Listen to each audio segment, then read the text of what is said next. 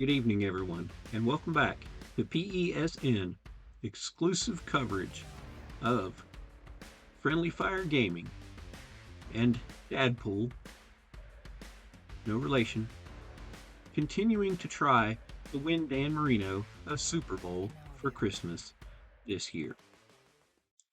With 4 more games down, we saw a lot of highs and a lot of lows this week. The lowest of the lows coming in the game number 6 against the Indianapolis Colts that saw not 1, not 2, not 3, not 4, not 5, not 6, but 7 Dolphin players fall to injury, including Jarvis Williams, Mark Higgs, Keith Byers, Scott Miller, Aaron Craver, Dan Marino, and James Saxon. By game 8, the only player not recovered from injury is Jarvis Williams. For whatever reason, the computer decided that Jeff Ulenik was injured and came back, but he was never injured. Interesting. Let's look at Marino. While he did have to sit out more than one game, he still put up some pretty impressive numbers. In game number 5 against Cleveland, Marino went 16 of 17 in passing for 297 yards with 1 touchdown and no interceptions. Game number 2 saw Indianapolis versus Miami Dolphins, where Marino was injured after only 4 passing attempts, completing 1 for 22 yards and a touchdown with no interceptions. Backup quarterback Scott Mitchell took over for Marino versus Indianapolis, while going 11 of 16 passing for 194 yards, 2 touchdowns, and 1 interception. Mitchell again took the reins in game number 7 against the Kansas City Chiefs, going 11 for 22 in passing for 286 yards, while throwing for 1 touchdown and 2 interceptions. Week number 8 against the New York Jets saw Marino come back from his injury, going 10 of 13 passing for 246 yards with 3 touchdowns and again, no interceptions. This puts Marino's season totals for halfway through the regular season at 80 completions of 104 attempts for a completion percentage of 76.9%, up just slightly from the previous 4 games. Total yards thrown by Marino are at 1,931, with the injury causing a decline in yards per game down to 275.9 yards per game. Marino has racked up an impressive 19 touchdowns halfway through this season and 0 interceptions. Marino has been steadily putting up stellar numbers for this season, and we are excited to see how the rest of it goes. The next 4 games brought a total of 10 passing touchdowns to 3 different receivers. Backup Tony Martin caught 2 touchdowns.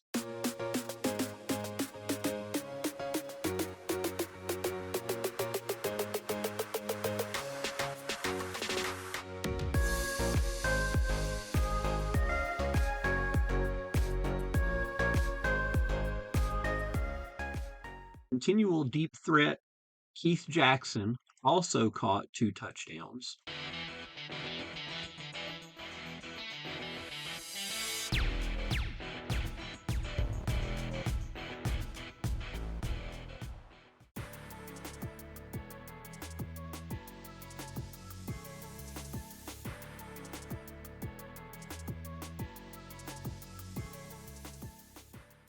and perennial favorite target of both Marino and Mitchell, caught 6 touchdown passes over the last 4 games.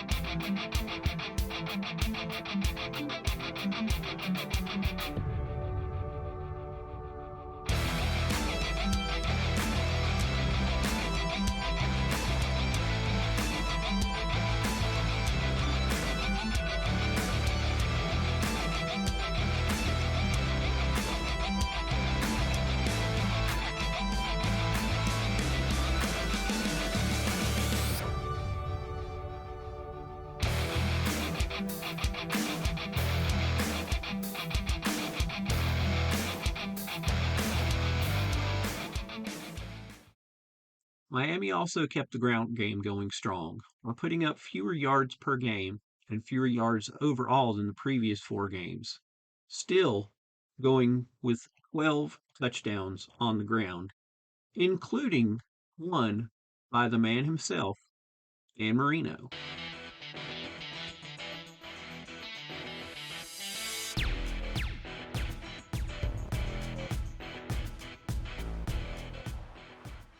Backup running back Aaron Craver also scored one rushing touchdown.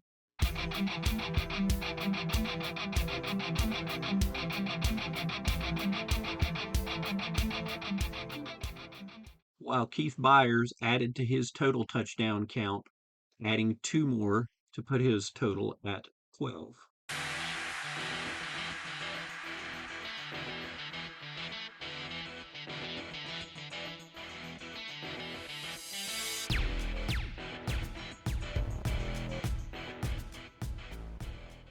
Backup Tony Martin also showed up when the Dolphins needed an extra helping hand, coming in with 4 touchdowns over the last 4 games.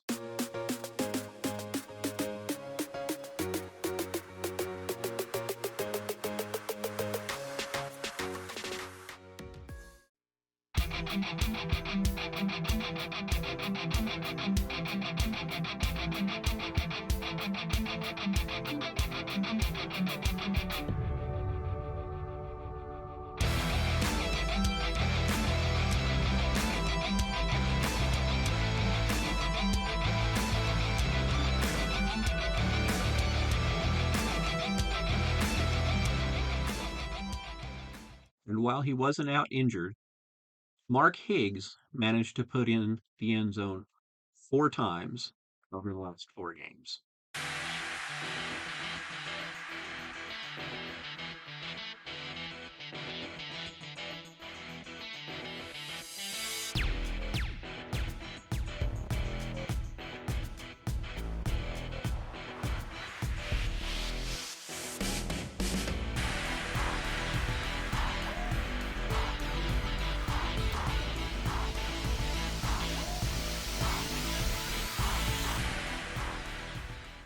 In a surprising turn of events, the offensive line actually helped score a touchdown on an offensive fumble recovery for a touchdown by Keith Sims.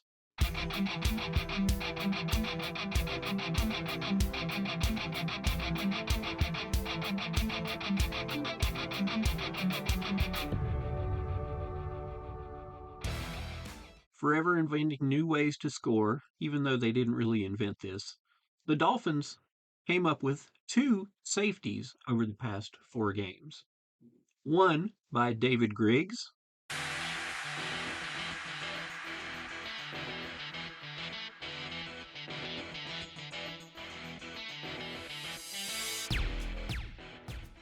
and the other being a sack safety by John Offerdahl.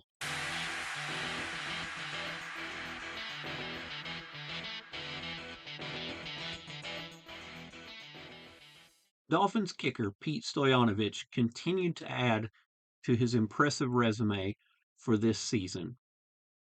On the downside of this, he did miss one field goal and is no longer at a perfect 100%.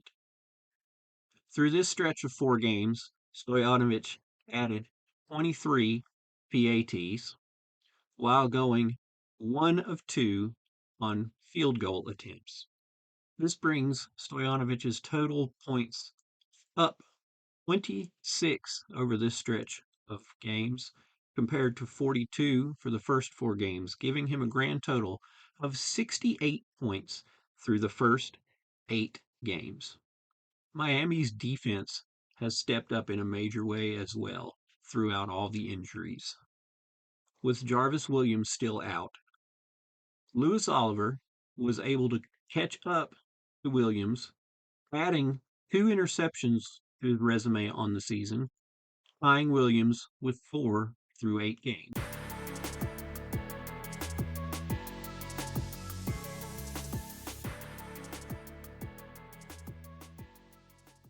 The defense also saw the rise of Troy Vincent, who accumulated 2 interceptions for himself as well.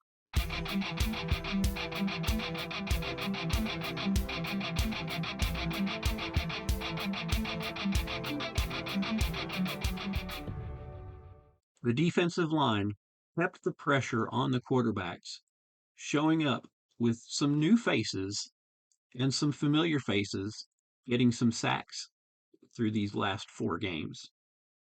Brian Cox, fan favorite, has 1 sack through the last 4 games.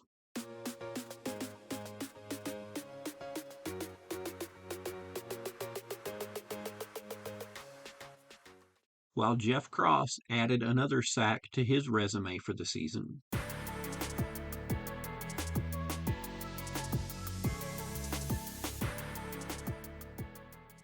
Vesti Jackson has added a sack for himself on the season as one of the new faces to put some pressure on the quarterback this season.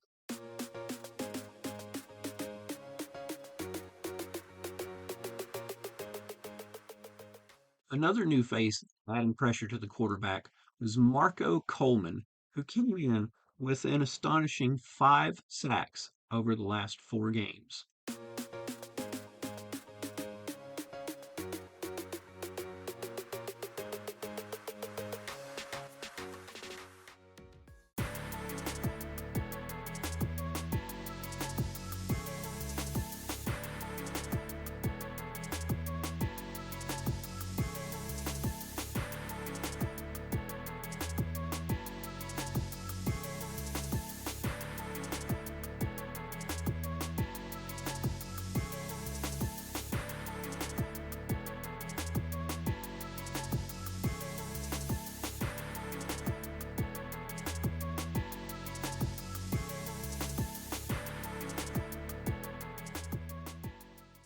Perennial favorite Mike Golick added another 6 sacks to his resume.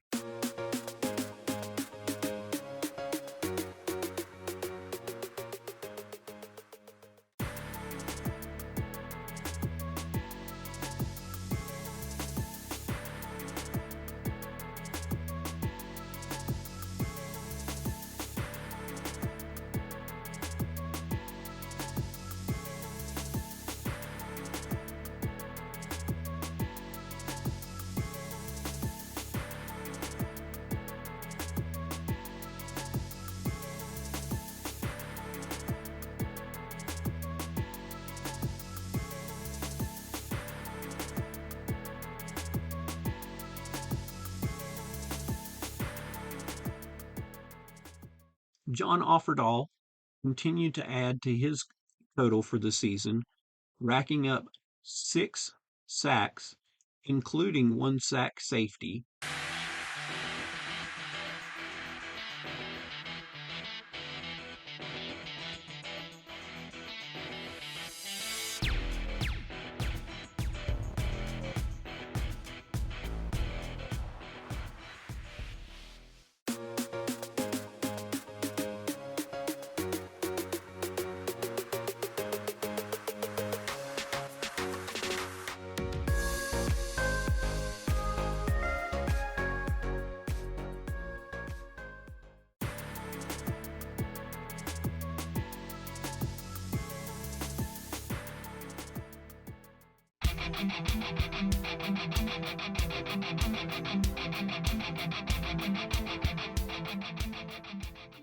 Meanwhile, the workhorse of the team, John Grimsley, added to his sack total by a total of 18 sacks over the last 4 games, bringing his season total to 43.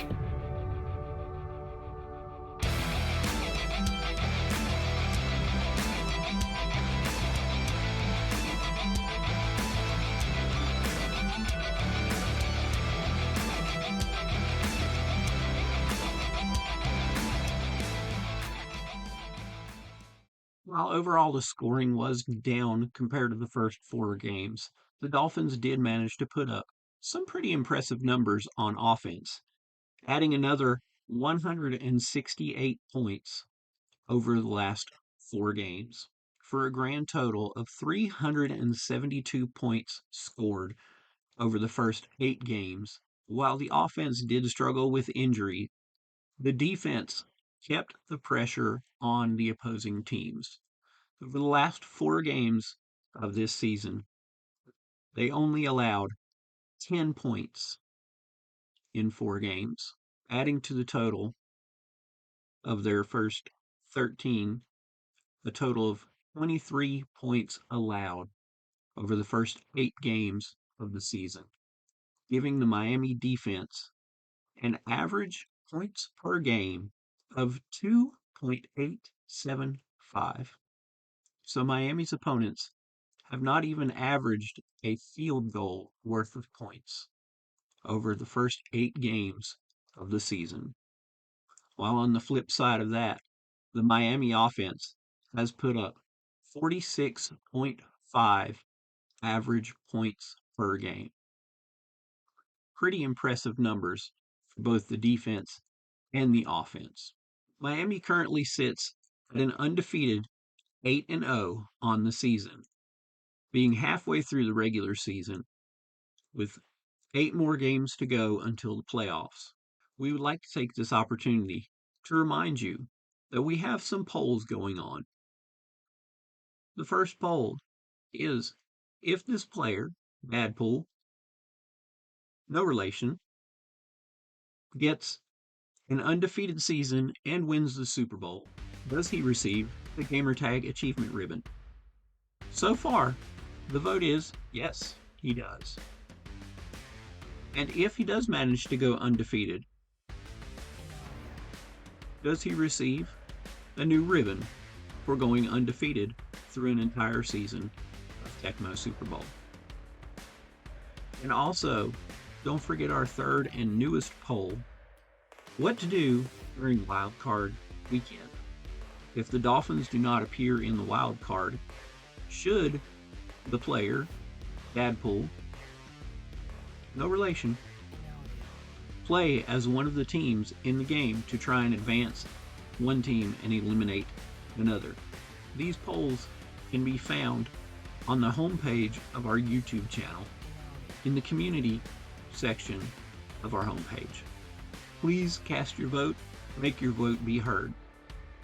We are excited to bring you the continuing and exclusive coverage of this player, Dadpool, no relation, trying to win Dan Marino a Super Bowl for Christmas this year. Stay tuned next week for the next 4 games of the season, and next Friday at the same time for a recap of next week's 4 games to see if the Dolphins can remain undefeated and go for 12-0 while continuing to pummel their opponents and hold them to minimal points. Thank you for joining us here on PESN for exclusive coverage of Dadpool, no relation, and his quest to win a Super Bowl for Dan Marino on Christmas 2025. One more round, it's friendly fire!